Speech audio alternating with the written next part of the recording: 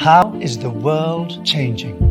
The war on terrorism, nuclear proliferation, migration, authoritarians, the digital age, and the great pandemic. Companies, banks, organizations, and societies need to understand all of this chaos if they are to survive. And this is where you play a role. The degree in Global Affairs of the Institute for Political Studies and International Relations aims to put all of this into perspective and train future leaders for what's coming. If you want to be a leader in the world of ideas, if you want to make a difference and defend freedom and human flourishing, or if you want to analyze the risks and opportunities of expanding your business in an ever-changing reality, this is your place.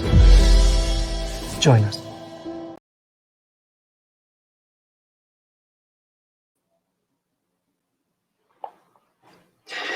Bienvenidos a una nueva UFM Talk organizada por el Instituto de Estudios Políticos y Relaciones Internacionales. Hoy hablaremos sobre el difícil equilibrio entre España, Marruecos y el Sáhara Occidental. Para tratar este tema contamos con la participación de Rafael García Pérez, quien es profesor de Relaciones Internacionales en la Universidad Pablo de Olavide en Sevilla. Ha sido director del Máster de Estudios Internacionales en la Universidad de Santiago de Compostela, donde ha pasado una gran parte de su vida profesional. Rafael es además profesor del Instituto Universitario Gutiérrez Mellado, el Instituto de Investigación de las Fuerzas Armadas Españolas. Pero además de todo ello, tuve el placer de tener a Rafael como profesor y además este es la segunda entrevista que estamos haciendo con él aquí en el instituto. En el anterior capítulo habíamos hablado sobre la crisis del orden internacional liberal y hoy vamos a hablar de este otro asunto fascinante.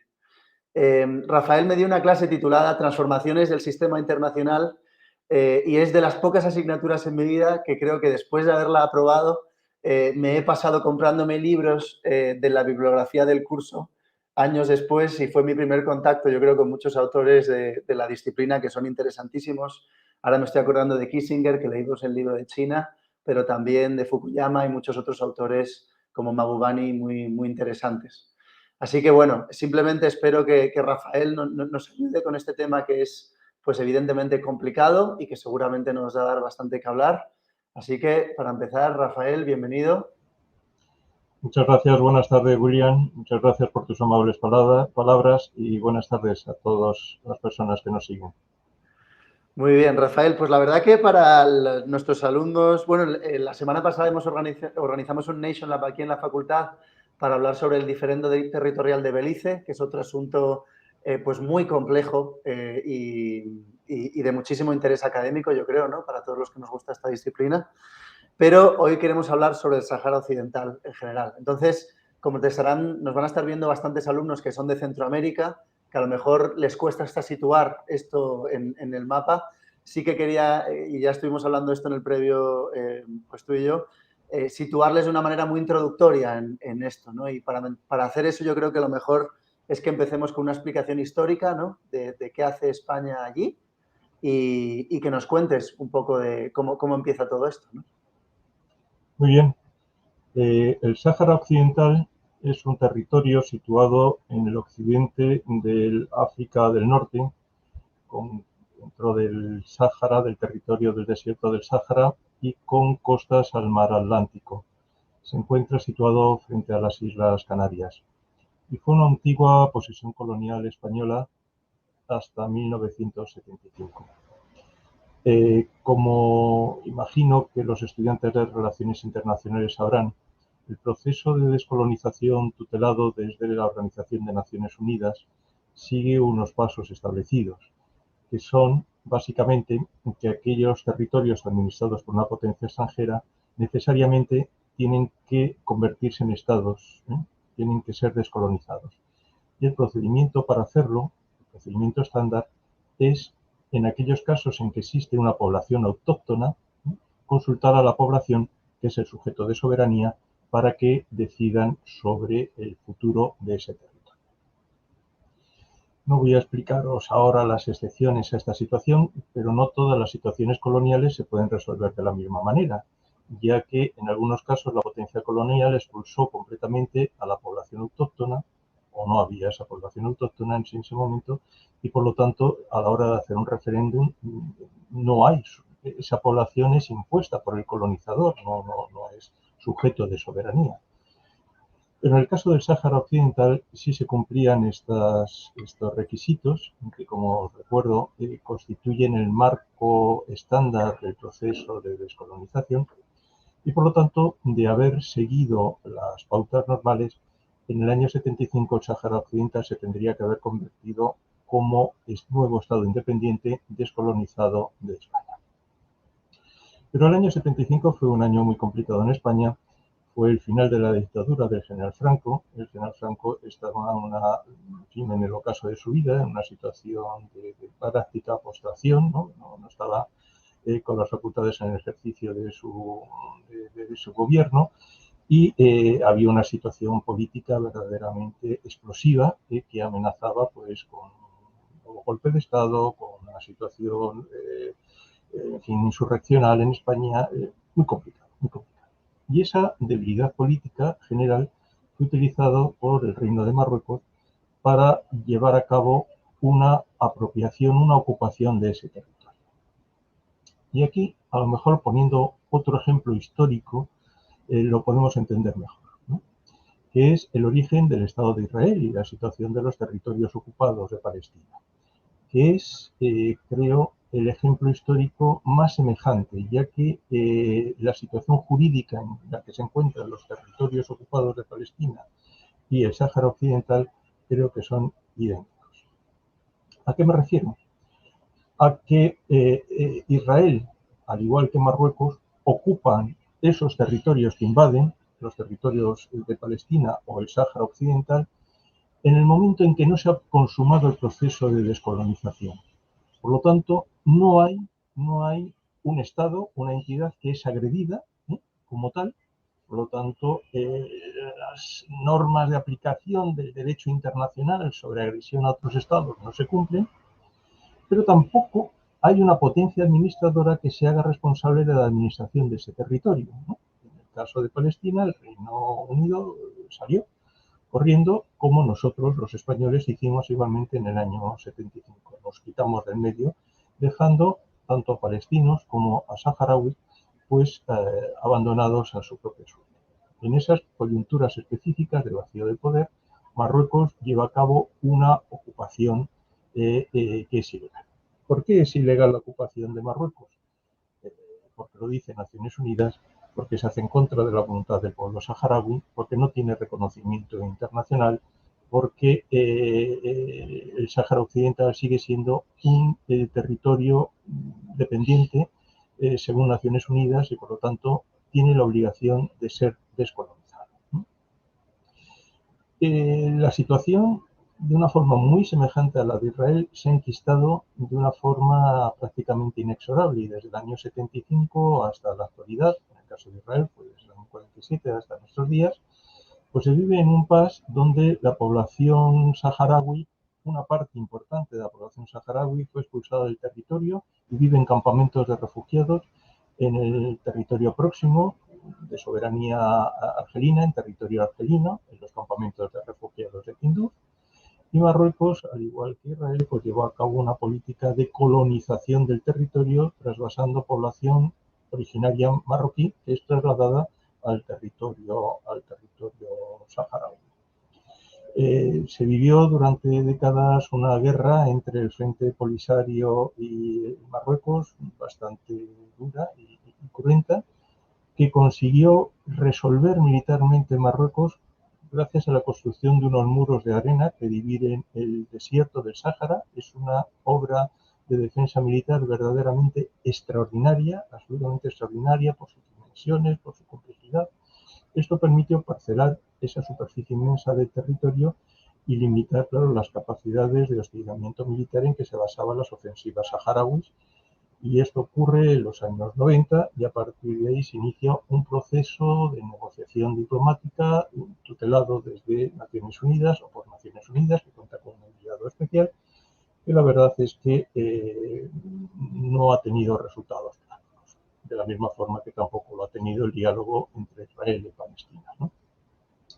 El denominador común de ambas situaciones es que la potencia ocupante es una potencia fuerte, militarmente fuerte, desde luego muy superior militarmente a los opositores, a palestinos y saharauis, y por otro lado siempre ha contado en ambas operaciones, en el caso de Marruecos, desde luego desde el principio, con el beneplácito, con el respaldo diplomático, con la convergencia de intereses estratégicos de Estados Unidos.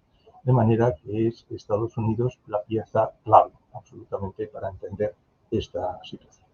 No quiero extenderme más sobre la situación histórica, creo que esto lo puede marcar. Ok. ¿De qué momento? Bueno, la verdad que ya te has metido de lleno en la parte de la descolonización. Una de las preguntas quizá más interesantes, Rafael, y también más difíciles cuando uno, que tú además de historia eres una persona que controla muchísimo, es qué se podía haber hecho distinto, ¿no? Porque yo entiendo una vez que España se quita de en medio, ya la baza de negociación la pierde totalmente, porque si no estás sobre el terreno y no lo estás defendiendo tú, tu baza de negociación con Marruecos, pues es prácticamente... España no es un sujeto ahora mismo en este conflicto.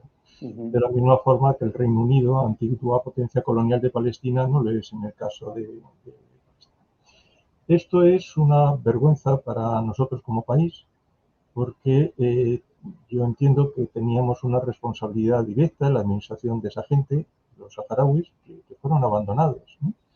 España les podría haber concedido la nacionalidad, los podría haber trasladado a España, es decir, esos refugiados, esa mayoría de refugiados, podría haber sido acogida en España y no en Argelia, o por lo menos una parte, o haber tenido una cierta atención en el sentido de estudios universitarios, becas, prestaciones sanitarias, igual no para toda la población, igual no todo el mundo hubiera querido venirse a España, pero haber llevado una política más cercana, ¿no? Más cercana. Y yo creo que eso sí es reprochable para España, ¿no? España, en fin, yo creo que tiene una responsabilidad política directa, no es parte de la solución y bueno, popularmente, al menos en el sentimiento popular, al menos durante mucho tiempo, sí ha habido una situación de solidaridad, de hecho, de relación afectiva entre la población española y la saharaui, porque nunca hubo un conflicto armado, una relación hostil, ni un levantamiento armado contra España, al final, y tampoco fue una cosa más testimonial que otra cosa, ¿no? Por lo tanto, no es un proceso de descolonización violento como el que pudieron tener los argelinos frente a Francia o en otros conflictos, ¿no?, de descolonización. Y por lo tanto, tradicionalmente la posición de la sociedad española ha sido muy cercana, muy próxima a los saharauis. Bueno, tú lo conoces, las personas que nos escuchan no, que es una práctica común desde hace 40 años, ¿no?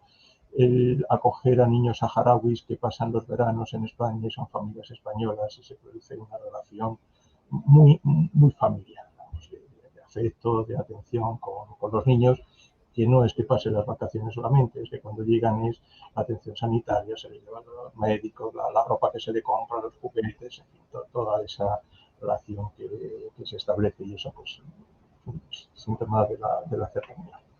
Pero no vamos a entrar en esas cuestiones, digamos, de afinidad y de afecto, sino de la dimensión del conflicto, que es complejísimo, y y cómo ha evolucionado en los últimos tiempos, si te parece, porque esto no es una cosa de justicia histórica, sino que afecta y de forma muy directa a las relaciones de Marruecos con España, de Marruecos con la Unión Europea, y en un entorno que tenemos que darnos cuenta que es un entorno especial. Estamos hablando del Estrecho de Gibraltar, que es como hablar del Canal de Suez, que es como hablar del Canal de Panamá, ¿verdad? Es como hablar del Estrecho de Malaca. Son zonas muy sensibles y por lo tanto todo lo que ocurre en este entorno no es ajeno a los grandes intereses de las grandes potencias, de ahí el interés estratégico de los Estados Unidos sobre la región. Y a este marco general en fin, inmutable, ¿no?, de la irrelevancia del Estrecho de Gibraltar, se le une otra dimensión más próxima, más coyuntural de los últimos tiempos, que es la extensión del islamismo yihadista y con la presencia del Estado Islámico y Al-Qaeda en la zona del Sahel, precisamente en la zona del desierto, en una región muy próxima a Europa, con una debilidad estatal, institucional muy grande, y donde pues las correrías de estos grupos armados y la violencia que ejerce contra la población local, regiones como Mali, como Burkina Faso, en fin, como la propia guerra civil de Libia, ¿no? Y en el sur de Argelia también, pues verdaderamente crean un escenario que hace que esto se ponga en primer plano de actualidad desde los mismos intereses de Estados Unidos, ¿no? En su lucha global contra el terror y la política llevada en las últimas décadas. Exacto. Y Rafael, aquí hay una pregunta importante que te quiero hacer, porque muchas veces, pues si uno ve las noticias, ¿no? En España o en la Unión Europea, imagino que pasa lo mismo, hay un esfuerzo importante por llevarse bien con países como Turquía, con países como Marruecos, por toda esta lucha que se está haciendo, especialmente Marruecos, contra el terrorismo, pero también por la migración ilegal, ¿no? Y cuestiones que preocupan mucho a la Unión Europea en general. Entonces, parece que con Marruecos, por centrarnos más en Marruecos, hay como este interés en llevarse bien con ellos lo saben y muchas veces pues lo utilizan como baza, porque creo que fue este año que estuvo el líder del Frente Polisario siendo atendido en España por el gobierno actual, si no me equivoco, y Marruecos lo aprovecha siempre pues para generar estas crisis que se generan en Ceuta y en Melilla. Entonces, quería que me desengranases un poco más quizá esa relación, porque es muy compleja, ¿no? Entre Sí. España y Marruecos. Sí. Es una relación compleja entre España y Marruecos, pero si me permites, me voy a alargar un poco más para ver cuál es la posición internacional de Marruecos para que lo comprendamos, ¿no? Lo primero que me gustaría destacar es que Marruecos es un gran país en todos los sentidos, de población, de cultura, de tradición, no es una entidad política artificial fruto de la descolonización. Tiene una tradición institucional, una solera y un peso bien definido, y es algo que desde Europa occidental, desde la propia España, yo creo que no lo tenemos en consideración, ¿no? Hemos sido muy soberbios los europeos, tradicionalmente creo que lo seguimos siendo, ¿no? Y con respecto a aquellos países que tienen unos niveles de renta inferiores al nuestro, pues tendemos a subestimarlos, ¿no? Es lo que ocurre con la propia Turquía, es un país de primer nivel absolutamente, lo que es la tradición cultural otomana. Estamos hablando de uno de los grandes países, sin duda alguna, lo mismo que es Irán, ¿no? Y sin embargo, en el imaginario colectivo europeo, ¿no? En el que nos hemos formado, parece que todo es igual, todo lo que es musulmán es igual, todo es pobre, da lo mismo, en fin, hay realmente una necedad colectiva europea que a lo mejor me paso si digo que es comparable a la estupidez de la sociedad estadounidense con respecto a lo latino, ¿no? De no reconocer, de no ver, de que todo es igual, de que bueno, eso no tiene importancia, no es relevante. Bueno, pues no. Este desprecio o infravaloración de Marruecos, lo único que refleja es nuestra ignorancia y nuestra estupidez como sociedad.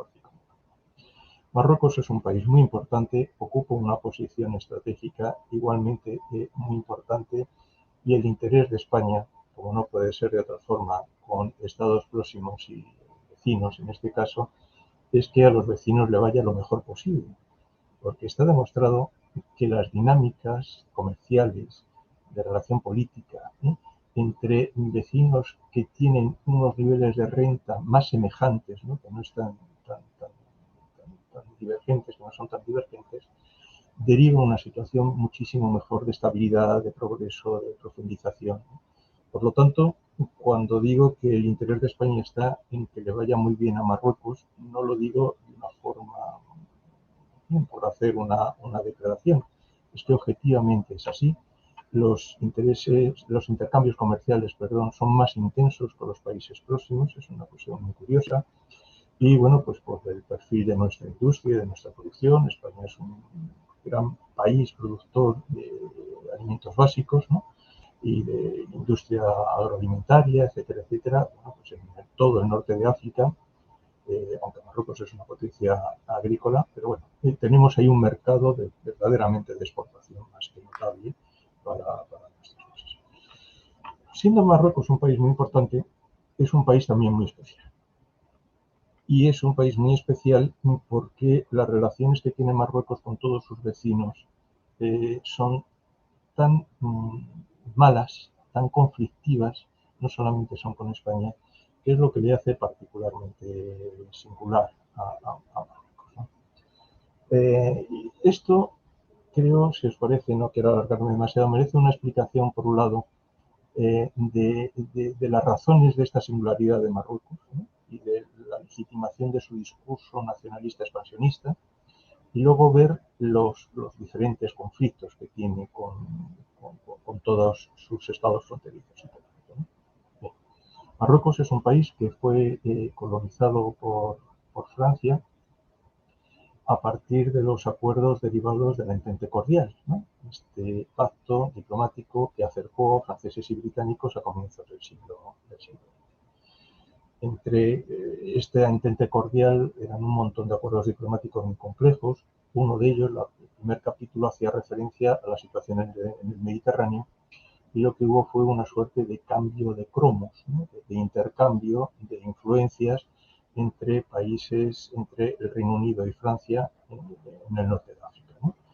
Los franceses reconocieron la influencia determinante de los ingleses en Egipto, y a cambio los británicos reconocieron la influencia determinante de los franceses en Marruecos.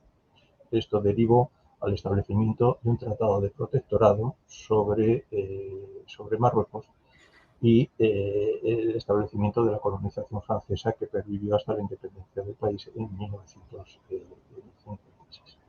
Bueno, como Estado sometido a un régimen de protectorado, Marruecos conservaba sus instituciones, en este caso una monarquía, aunque la presencia francesa controlaba prácticamente todo, ¿no? Las fronteras, las relaciones exteriores, el comercio, las aduanas, la moneda, la educación, el ejército, efectivamente todo. Por lo tanto, hay lógicamente una herida del orgullo nacional y por lo tanto un sentimiento nacionalista muy vivo, ¿no? Entre la población marroquí y bueno, y los orígenes de ese pasado, que nos pueden parecer muy remotos, pero el año 56 no es una cosa tan remota, ¿no? Por lo tanto, como en tantos países nacidos de los procesos de descolonización, el sentimiento antioccidental de revancha, el sentimiento nacionalista, es un componente muy importante en la organización política del Estado. La segunda variable es que bueno, Marruecos era una monarquía previa, tenía una institución monárquica y, claro, se produce en el momento de la independencia una suerte de excepción en los procesos de descolonización gestionados por Francia. Francia siempre creaba repúblicas, ¿no? A imagen a imagen de la metrópoli, mientras que los británicos pues favorecían la conservación de monarquías, ¿no? Marruecos es una excepción dentro de la política descolonizadora francesa y mantiene el estatuto de. Pero bueno, es una monarquía que no tiene legitimidad entre los marroquíes y no cuenta con legitimidad en el momento de que en los años 50 el proceso descolonizador es muy activo, bueno, en muchos casos es violento, se está conquistando con las armas. Francia viene en el 55 de ser derrotada en Dien Bien Phu por los vietnamitas, ¿no? Y bueno, no es ningún secreto de que ese movimiento descolonizador y antioccidental tenía un sesgo claramente izquierdista, ¿no? Que chocaba pues, con los principios tradicionales, monárquicos, muy conservadores, extremadamente conservadores que encarnaba la monarquía, ¿no? De manera que la monarquía alauita, la monarquía marroquí, cuyo fundamento de legitimación es que procede en su árbol genealógico de los descendientes de Mahoma, estas cosas con las cuales se legitima el poder de las sociedades árabes musulmanas, pues necesitaba un enganche con la población, un enganche de legitimación, ¿no? Y ese enganche lo va a encontrar con un discurso tremendamente nacionalista, ¿no? Y expansionista. De manera que se va a producir una fuerza, en las primeras décadas, perdón, una alianza con las fuerzas políticas progresistas nacionalistas, el Partido Istiklal, que a cambio de asumir la monarquía, el programa nacionalista expansionista, las fuerzas políticas apoyan a la institución monárquica. El principio histórico que legitima esto, como todos los movimientos nacionalistas, es una historia que se reclama de alguna forma inventada, ¿no?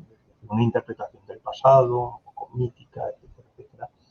Y en el caso de Marruecos es los reinos almorávides, que sonará, ¿verdad?, de las clases de edad media en España, ¿no? Es decir, un periodo en donde unos grupos guerreros fuertes pues controlan parte de la península, ya no son árabes, ya son del norte de África, y claro, eso les retrotrae al siglo XII, al siglo XIII, en un momento en que, claro, no están conformados los estados modernos y las áreas no solamente de expansión, del control de ese territorio, sino también de territorios subsidiarios, es decir, que pagan tributos, que presentan una relación de vinculación, de reconocimiento de autoridad con respecto a los monarcas marroquíes, en aquel entonces, pues hace que el nacionalismo del siglo XX lo entienda como el área territorial históricamente perteneciente a Marruecos. Y ahí es donde vienen los problemas. Todo nacionalismo empieza con un mapa y nunca ese mapa corresponde con los límites geográficos de ese territorio. Cuando da lo mismo que vayas al Cáucaso, que vayas a los Balcanes, que vayas a cualquier sitio, el mapa siempre se come a todos los vecinos. Y en el caso de Marruecos, pues claro, incluye al Andalus, la península ibérica, incluye la mitad de Argelia, incluye todo Mauritania, incluye hasta Tombuctú, que como sabéis, si mal no recuerdo, está en Mali, ¿no? Tombuctú, ahora mismo ya no sé, sí, Tombuctú está en Mali. Es decir, es una extensión verdaderamente enorme. Claro, esto no es una retórica solamente, esto también es una acción política, es un programa de acción política. Y la primera manifestación de esa acción política la lleva a cabo enfrentándose con Argelia en cuanto que Argelia es independiente y la Argelia independiente hereda las fronteras establecidas por la Argelia colonial. Esto no es una decisión de Argelia, esto, como sabéis, es una decisión que se tomó en Naciones Unidas, que refrendó la Organización para la Unidad Africana, para evitar conflictos territoriales entre los nuevos estados vecinos, ¿no? Pero Marruecos no lo aceptó. Y de ahí deriva un enfrentamiento histórico armado entre Marruecos y Argelia, que sigue particularmente vivo en la actualidad. Tan vivo en la actualidad que Argelia, productor de gas y de petróleo, ha suspendido el suministro, ¿no?, a Marruecos. Las relaciones diplomáticas están rotas. Como decía, el primer incidente armado fue la guerra entre ambos países, fue la Guerra de las Arenas. Ahora mismo no recuerdo bien, me parece que fue en 1963, se terminó en tablas, gracias a la intervención internacional, y se separaron las fuerzas de los dos ejércitos, respetando la frontera originalmente establecida. Pero la reivindicación marroquí sobre esa parte occidental de Argelia sigue presente. Marruecos lleva a cabo también otras guerras de recuperación de territorio, de conquista del territorio, ¿no? Se reparte el Sáhara con Mauritania, luego se queda todo con Mauritania y así sucesivamente, ¿no? Por lo tanto, es un país un poco especial en sus relaciones por este designio expansionista que lo hace muy vulnerable, porque la monarquía, ya hemos visto las protestas árabes contra sus regímenes políticos, y recordar que a pesar de las reformas más cosméticas, ¿no?, actuó muy rápido Marruecos frente a las primaveras árabes, poniendo en marcha una serie de reformas constitucionales y políticas, pero no han sido suficientes, no ha cambiado el panorama político. La monarquía sigue estando cuestionada. Los niveles de desigualdad social en Marruecos son enormes, en un país próspero, ¿no? Sin embargo, pues la pobreza de la población iba a estar muy extendida. Entonces, el elemento nacionalista sigue siendo la tabla de salvación del régimen, ¿no? Y claro, cada monarca que se ha sucedido desde la independencia, ya van 4, ¿no? No, perdón, 3 desde la independencia, pues han sido uno el padre de la independencia, otro el que incorpora el Sáhara Occidental, el tercero va a ser el que pierda el Sáhara Occidental. Claro, esto nosotros nos sonreímos, pero es una de las claves para entender la rigidez de la negociación. No es posible para Marruecos aceptar la independencia del Sáhara Occidental porque temen, y yo creo que con mucha posibilidad, la independencia del Sáhara provocaría una crisis política en el interior de Marruecos que seguramente se llevaría por delante la monarquía, ¿no? Por lo tanto, es una estrategia de supervivencia de la monarquía, ¿no? El empecinamiento con respecto a la conquista y colonización del Sáhara. Esto no quiere decir que desapareciera Marruecos, ni mucho menos. Lo que pasa es que yo entiendo que se abriría paso, no sé si a un proceso democratizador o más abierto, pero desde luego hacia estructuras políticas más modernas o modernizadoras que hasta ahora tienen bastante congelado el desarrollo interno. Me he alargado demasiado, disculpad. No, creo que era súper interesante esa parte de la conversación que la aclarases. Y en ese sentido, Rafael, hablaste como Estados Unidos previamente como un actor clave aquí en la región, pero ¿qué cambios introduce, ¿no?, en la situación del reconocimiento por parte de Estados Unidos sobre la soberanía de Marruecos en el Sáhara Occidental? Muy bien. Pues es realmente el camino, todos los caminos nos conducen a Estados Unidos, ¿no?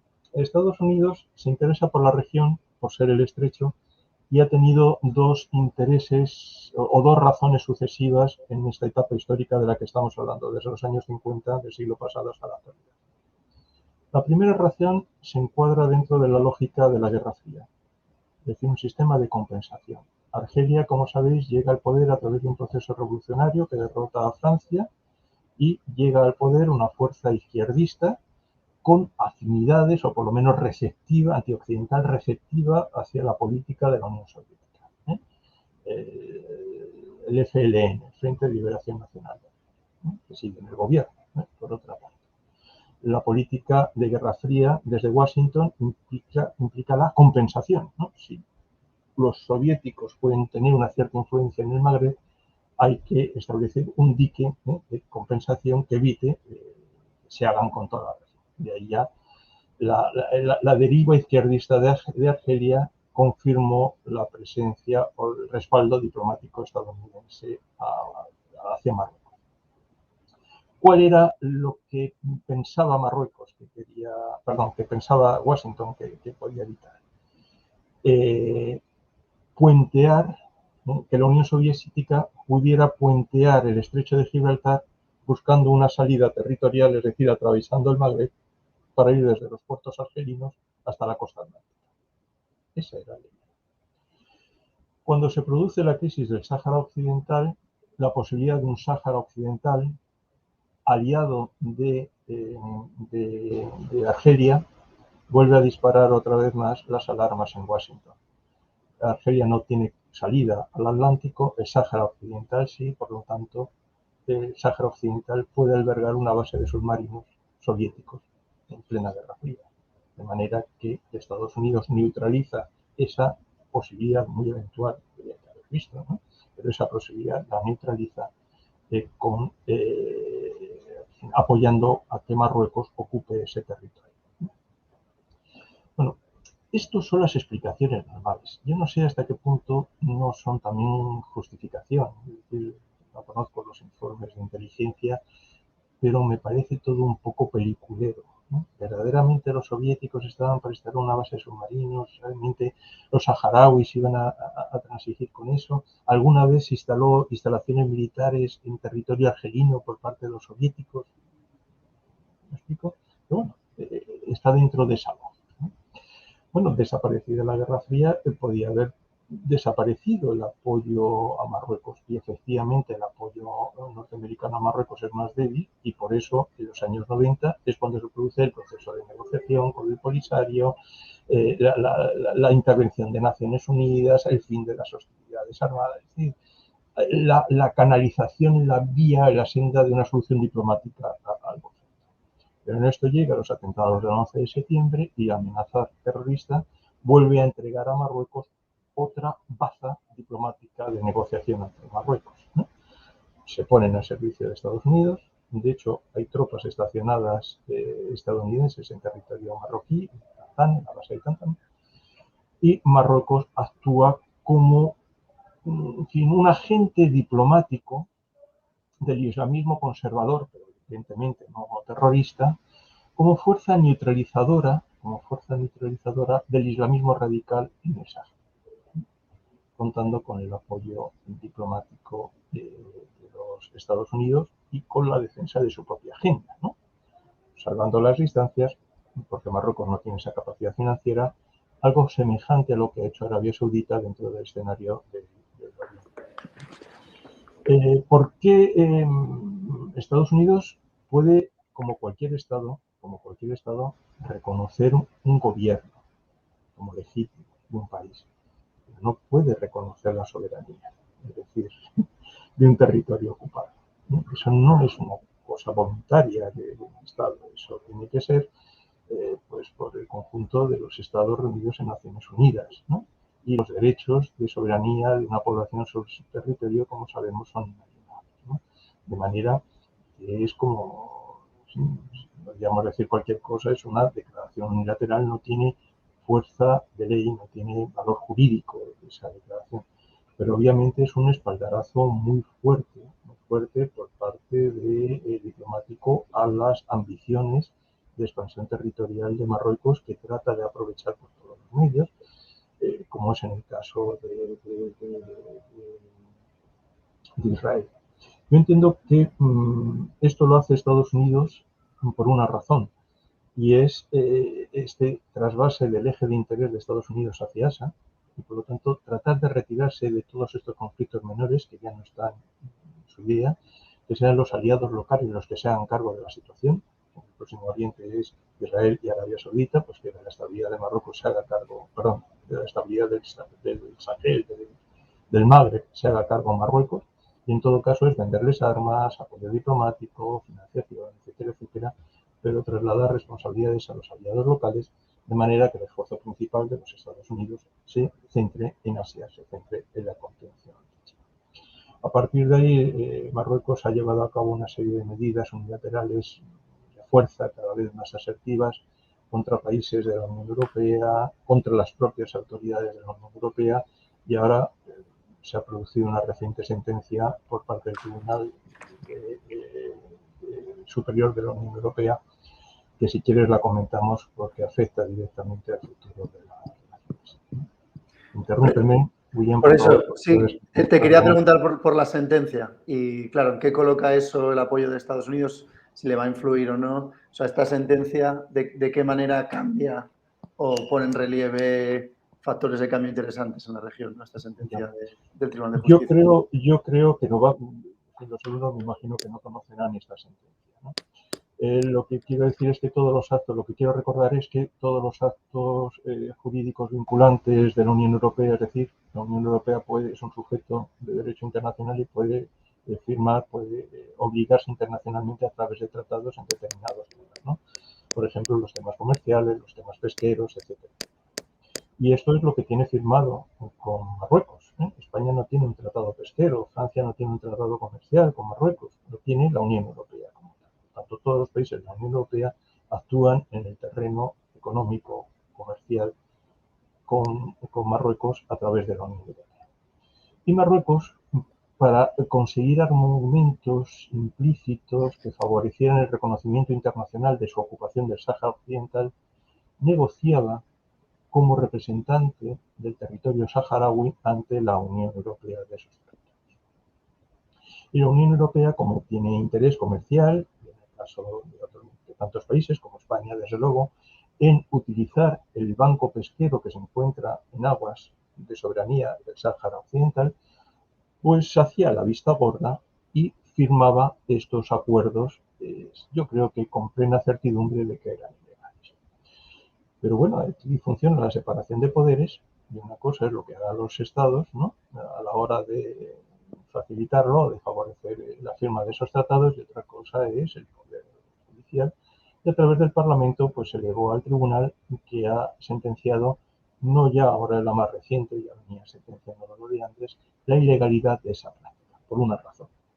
Marruecos puede negociar internacionalmente el aprovechamiento de esas aguas o del territorio del Sáhara Occidental, imaginemos una explotación de hidrocarburos o lo que quiera que sea, pero siempre cumpliendo dos condiciones. Uno, una autorización expresa de la población saharaui, a través de sus representantes políticos o lo que quiera que sea, y por otro lado, un trasvase de los beneficios, de la riqueza obtenida por la comercialización de esos recursos, que tendrían que revertir no en una bolsa común de directamente sobre ese territorio, para que no hubiera una explotación de recursos y por lo tanto a esto obviamente es a lo que se niega Marruecos, porque implicaría reconocer primero la ilegitimidad, ¿no?, es decir, que es reconocer su situación colonial, ¿no?, la presencia colonial como potencia administradora de facto del territorio, y otorgar representatividad política a las fuerzas opositoras saharauis y, en fin, financiarles económicamente con la explotación de esos recursos.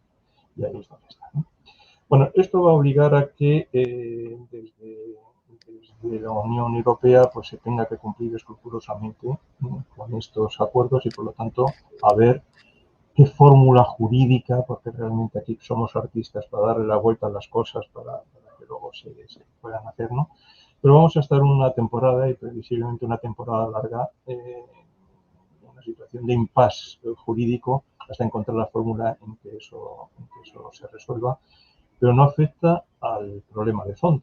El problema de fondo es que internacionalmente Naciones Unidas, la Unión Europea, no puede poner una posición distinta de lo que es Naciones Unidas, los Estados miembros no reconocen como territorio de Marruecos, ¿no?, reconocen que es una ocupación ilegal, que tienen que consumar el proceso de independencia a través de un referéndum de autodeterminación, y eso no va a cambiar.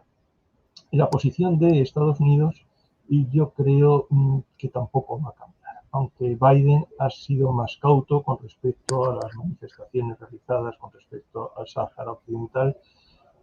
No creo que sea, como no lo ha sido en el caso de Palestina, con respecto a su apoyo hacia Israel, un obstáculo para mantener su apoyo diplomático. Y si la situación en el Sahel, por culpa de las organizaciones terroristas, empeora, y esa eventualidad no la podemos despreciar, pues será todavía más intensa, y Marruecos tratará de hacer, como ha hecho a lo largo de estos años, pues jugar sus bazas, y sus bazas son, en el caso de la Unión Europea, presionarnos con la migración, es una de las puertas importantes de acceso, antes mencionadas a Turquía, pues como en el caso de Turquía, ¿no?, hacia Europa, o en el caso del terrorismo, la cooperación de los servicios de inteligencia marroquíes es fundamental con todo el terrorismo en la Europa mediterránea, por las comunidades de migrantes, por el conocimiento, tiene unas fuerzas de seguridad muy expertas, muy bien desarrolladas en Marruecos,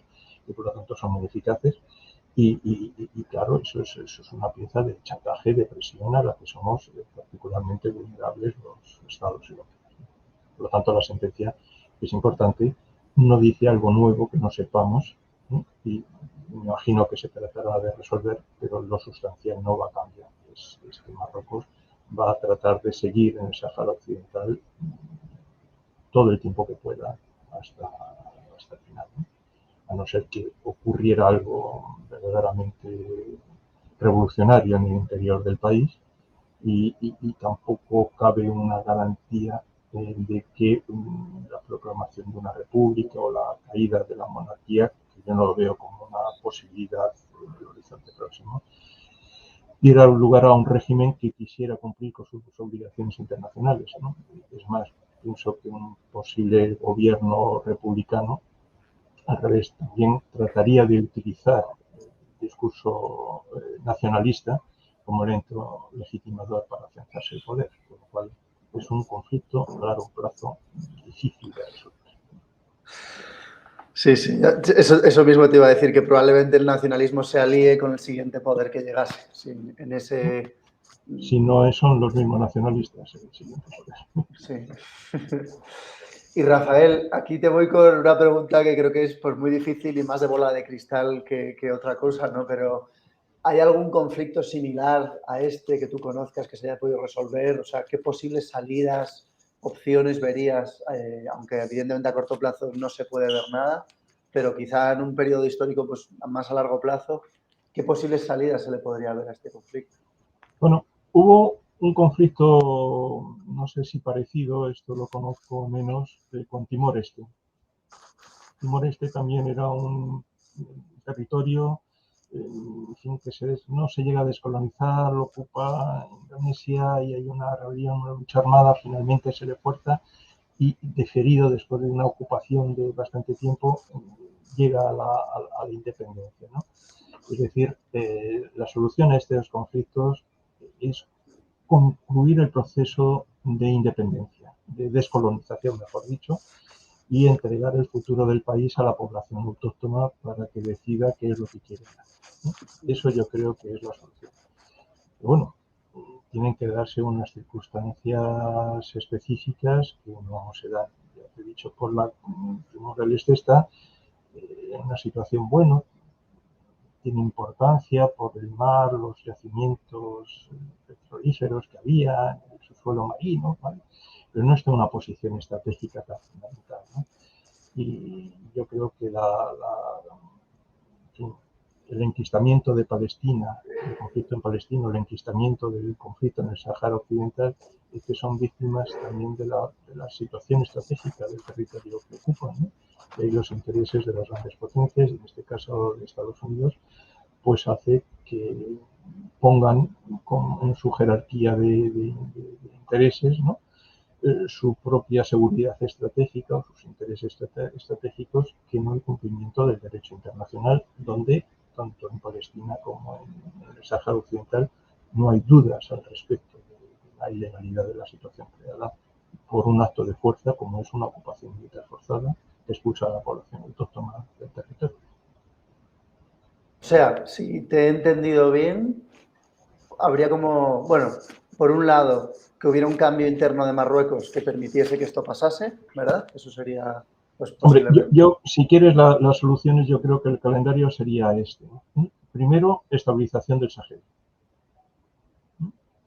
Estabilización del Sahel implica no derrotar militarmente a estos grupos, sino estabilizar institucionalmente estos países, que entre una dinámica de crecimiento, en fin, un apoyo a largo plazo, no para hacerlos tutelados por los europeos o por americanos, ¿no? Sino que realmente estos países puedan salir adelante y darnos cuenta de que son países, como estamos viendo en Libia, en una situación muy complicada. Por lo tanto, no es una cosa nada fácil.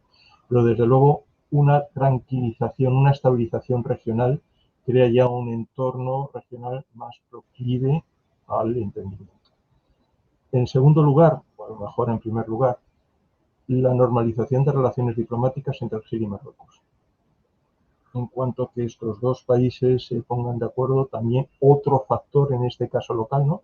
Si otro es a nivel general, desde fuera, nos preocupa el terrorismo, dentro del Magreb, la estabilidad interna del Magreb pasa por la reconciliación entre argelinos y marroquíes, ¿no? Esto cambiaría las cosas, ¿no? No sé si es una exageración decir que es como la reconciliación franco-alemana lo que permite el entendimiento entre los europeos, pero dudo que pueda haber un entendimiento entre los magrebíes si no se produce esa reconciliación entre Argelia y Marruecos, ¿no? Y a partir de ahí, pues un apoyo diplomático y económico de seguridad por parte de la Unión Europea en ese proceso, ¿no? Dentro de esas circunstancias, entonces me imagino que ya, ¿no? No desde fuera, sino por la propia dinámica interna de la política magrebí, podría encontrarse vías de solución. ¿Qué vías de solución? Pues igual no una independencia del Sáhara, no lo sé, igual una autonomía real, no lo sé, porque eso ya es algo que tienen que negociar directamente los representantes políticos saharauis dentro de las oportunidades políticas que se le ofrecen, ¿no? Pero creo que a nivel interno pasa por esa variable y a nivel regional por la estabilización, porque creo que no le damos importancia suficiente, por lo menos en los medios de comunicación, al potencial de la amenaza que representa el yihadismo en el Sahel. Nos parece que está todo por la publicidad, por la cobertura informativa. Hemos estado muy pendientes de Siria, de Irak, de Afganistán, pero la debilidad institucional en el Sahel es extrema, son muy violentos, apenas salen las noticias, ¿no? Cuando se producen los atentados son tremendos, ¿no? Lo de Boko Haram, si sale por el secuestro de las niñas, tiene más impacto, pero estamos hablando de una zona desértica, sin fronteras, con una movilidad y una permeabilidad, ¿no?, entre diferentes estados verdaderamente que lo convierte en una amenaza muy, muy difícil de combatir y donde los europeos pues no estamos concentrando los medios que tenemos precisamente para combatir esa amenaza, que los Estados Unidos ven con distancia, ¿no? No hay un compromiso de seguridad y ahí nos corresponde a los estados de la región, de la Unión Europea, hacerlo. Y bueno, la verdad que con esta pregunta voy a cerrar, Rafael, si te parece. Ya sé que el derecho del mar en general es una cosa bastante compleja y que has escrito un artículo muy interesante, ¿no?, que muy intrincado en esta relación tan compleja que hay. Pero simplemente quería que a lo mejor explicases, para los que nos estén viendo desde aquí, qué impactos o cambios tendrían, ¿no?, sobre todo las aguas de las Islas Canarias y luego toda esta zona, si hay cambios de soberanía, ¿no?, de una manera u otra.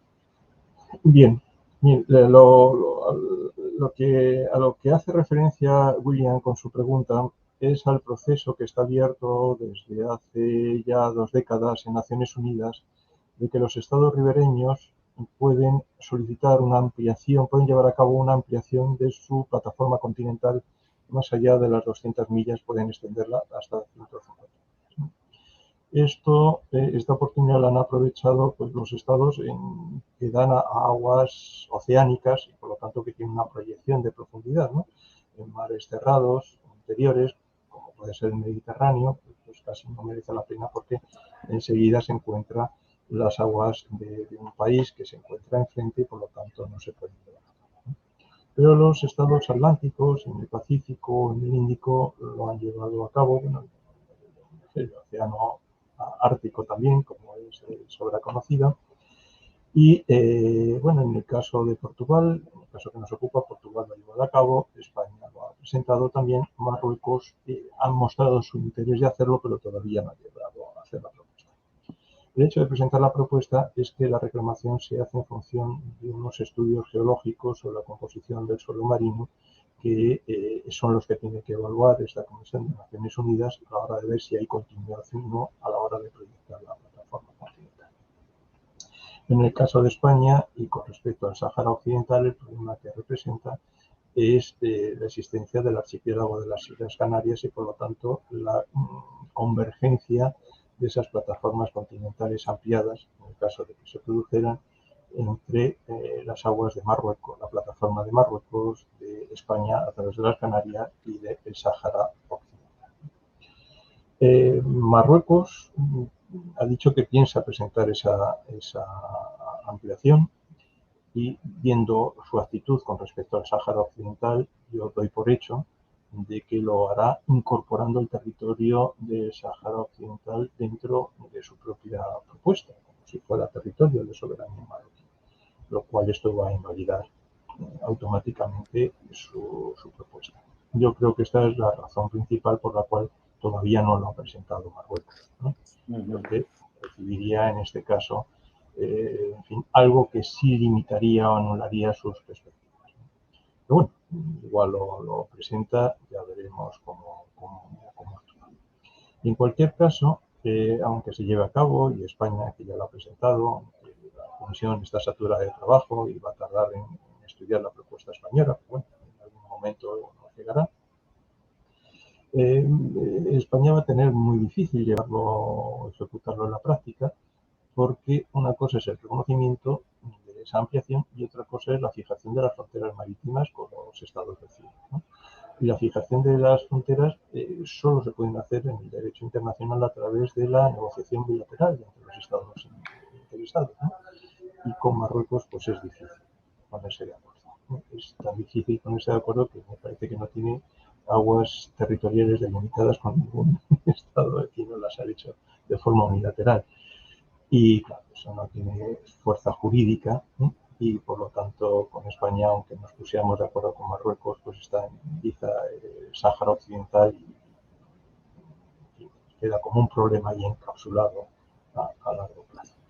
Se puede convivir con ello, pero claro, el descubrimiento de riquezas minerales, de gas natural, de hidrocarburos, pues desata las tensiones y ahí es donde veo una potencial fuente de conflicto, ¿no? En el Mediterráneo Oriental lo vimos el pasado verano, recordarán a lo mejor los estudiantes, Marruecos, Turquía con respecto al acuerdo con Libia para ocupar parte de la plataforma continental que reclama en fin, Grecia, y cómo Francia envió inmediatamente a la flota de guerra para salvaguardar los intereses griegos.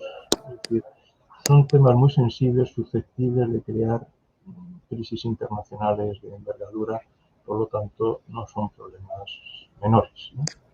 Hay que llevarlos con mucha prudencia. Muy bien, Rafael. Pues con eso nos quedamos, con prudencia, yo creo, entre toda esta dificultad que tenemos.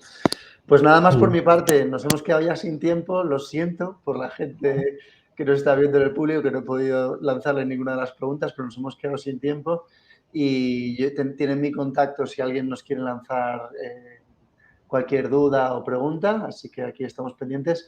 Y Rafael, por mi parte de nuevo, darte las gracias, que ya estás terminando la jornada ahí en España, al final estamos a 8 horas de diferencia todavía. Ha sido un placer y nada, encantado de volver a verte y de servirte ayuda, si así lo consideras. Muchas gracias. Fantástico, un fuerte abrazo. Un abrazo. How is the world changing? The war on terrorism, nuclear proliferation, migration, authoritarians, the digital age, and the great pandemic. Companies, banks, organizations, and societies need to understand all of this chaos if they are to survive. And this is where you play a role. The degree in Global Affairs of the Institute for Political Studies and International Relations aims to put all of this into perspective and train future leaders for what's coming. If you want to be a leader in the world of ideas, if you want to make a difference and defend freedom and human flourishing, or if you want to analyze the risks and opportunities of expanding your business in an ever-changing reality, this is your place. Join us.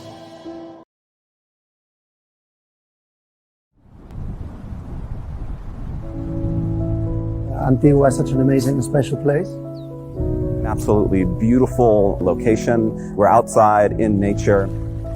Han sido 2 días en los que hemos dado un repaso a todo lo que es la Marroquín y también un repaso a todo lo que creemos que debería ser. The Co-Creation Forum is, I think, the perfect instrument for achieving true freedom of the exchange of ideas and increasing the knowledge that we have. Hay que estar abiertos al descubrimiento de nuevas ideas. En Estudios Políticos y Relaciones Internacionales de la Universidad Francisco Marroquín, los estudiantes son los dueños de su proyecto académico. Cuando uno agrega más mentes al proceso, uno sale enriquecido porque descubre métodos que no hubiese pensado por sí solo. Ha sido una apasionante experiencia de co-creación y co-creatividad en la que personas de diferentes partes del mundo venían a crear la carrera del futuro. 67 participantes pensando en el futuro de EPRI. It's a really interesting opportunity to engage with people in a sort of bottom-up way, to ask and try to provide some answers to important questions about education and society.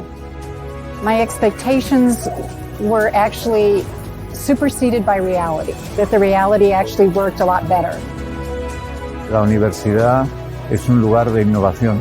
En cuanto deja de ser un lugar de innovación, deja de ser universidad, por eso innovación y universidad son la misma cosa. This event is putting Francisco Marroquín and the networks of scholars in Guatemala, students scholars on the international map.